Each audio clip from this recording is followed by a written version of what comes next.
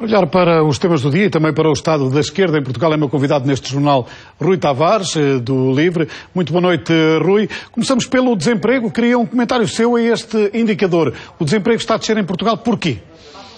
Bem, o desemprego estatístico, ou melhor, os inscritos nos centros de emprego, de facto é um número que está a decrescer. Acontece que há muita gente que desistiu de procurar emprego e, portanto, não registra, não tem o nome registado nos centros de emprego. Acontece também que a população portuguesa tem decrescido muitíssimo por via da imigração. Há a imigração que está registada em termos estatísticos e há muita imigração escondida. Nós sentimos isso ainda recentemente em plena campanha eleitoral para as europeias e em todo esse processo. Há muita gente que, ainda estando inscrita no seu, digamos, no seu local de residência anterior no território nacional, na verdade já vive fora do país e, portanto, é possível que os números da imigração também estejam subestimados. É verdade que existe no cenário macroeconómico algum sinal de retoma a nível europeu, complicado pelos sinais também de deflação, que podem indicar que esta retoma vai ser muito diminuta e vai demorar muito tempo a verificar-se, e essa, por sua vez, tem alguma ação sobre os números do desemprego em Portugal.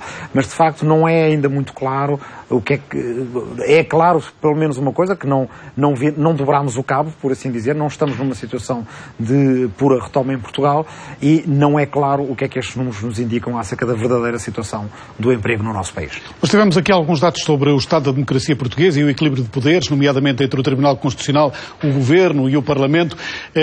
Temos assistido também a um debate no Partido Socialista sobre a forma de eleger o Primeiro-Ministro dentro do próprio partido, ou pelo menos o candidato a Primeiro-Ministro. O Rui, com o Livre, lançou um repto à democracia direta e à participação ativa dos portugueses na política. O resultado nas europeias não foi muito convincente. O que é que isto quer dizer? Os portugueses olham para tudo isto e ficam descrentes e ficam em casa, no sofá? Bem, vamos por partes. Em primeiro, o Governo e o Tribunal Constitucional. A democracia não é só o poder da maioria. É verdade que em democracia a maioria manda, mas também é verdade que a maioria muda. O que significa que a democracia depende de um Estado de Direito, garantido, entre outros, pelos tribunais e muito especificamente pelos tribunais constitucionais, são parte essencial do edifício das democracias a seguir à Segunda Guerra Mundial, e, por outro lado, por um sistema de direitos fundamentais.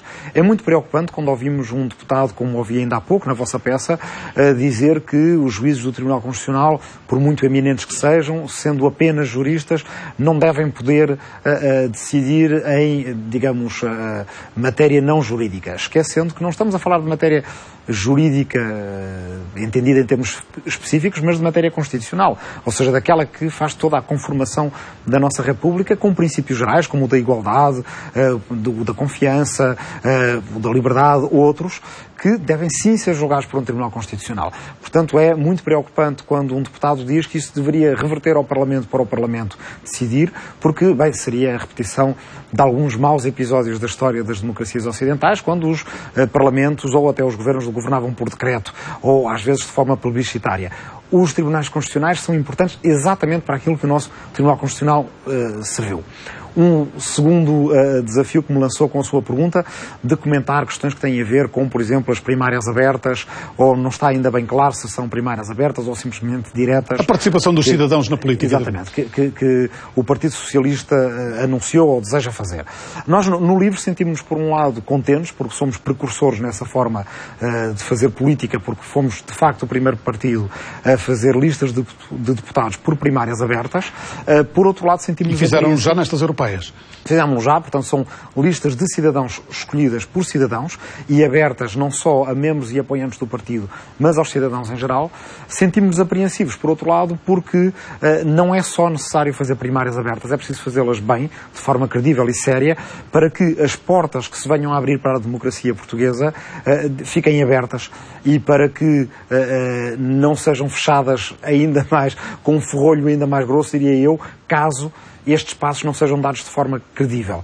Umas primárias abertas, já agora para que os telespectadores saibam, são primárias nas quais, dependendo da subscrição de um manifesto eleitoral, podem concorrer não só simpatizantes do partido, não só militantes do partido, mas pessoas mesmo de fora do partido que subscrevam esse manifesto eleitoral, e podem votar também pessoas de fora de um partido que subscrevam esse manifesto eleitoral. Não é claro neste momento se é isso que está proposto fazer no Partido Socialista ou não.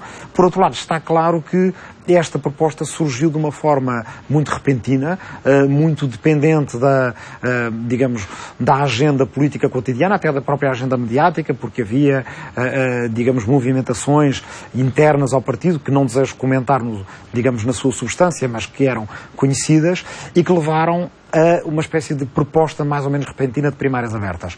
Não é, do nosso ponto de vista, ou não é pelo menos assim que nós no LIVRE fizemos as coisas. Mas no LIVRE fizeram de forma aberta essa procura de candidatos, num grande debate de ideias, e o resultado acabou por não ser uma grande vitória dos cidadãos.